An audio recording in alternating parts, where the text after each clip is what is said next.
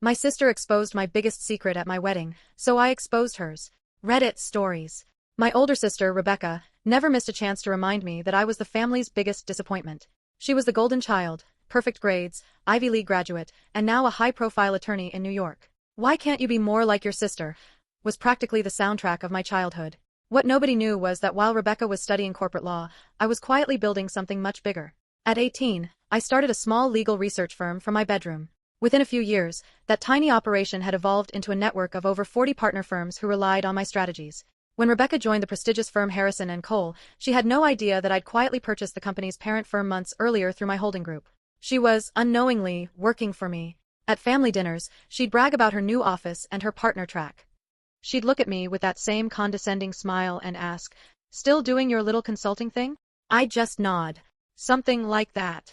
Then came Ethan. We met at a charity gala, where he represented Kingsley Capital during a merger negotiation.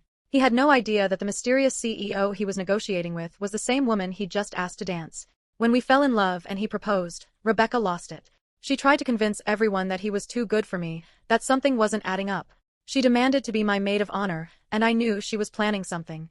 During the ceremony, just as the officiant asked if anyone objected, she stepped forward with a smug grin. "Actually, I have something to say," she announced. She pulled out a folder.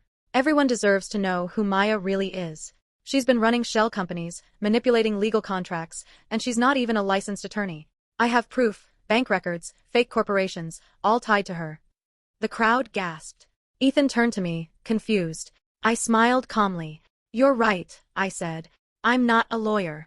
I was too busy building an empire." Then I took out my phone and hit send. All across the church, phones began vibrating as everyone received the press release I'd prepared.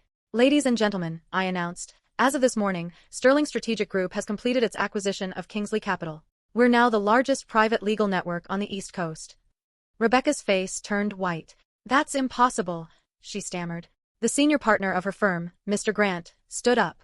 "It's true. Maya Sterling is the new majority owner of Harrison & Cole." Her folder slipped from her hands. "You can't." "Oh, I already did," I said. "And by the way, about the Wentworth case you took full credit for, HR just received the complaints you tried to bury. You'll find them in your inbox." Rebecca's hands trembled. "You wouldn't." "I would," I said softly. Ethan stepped beside me and smiled. For the record, I knew exactly who she was from the beginning. We met long before that gala. The room fell silent. "So," I said, turning to Rebecca, "shall we get back to my wedding, or do you have more secrets to share?" She froze, humiliated. "It's not over," she whispered. "Oh, it really is," I replied. "Check your email."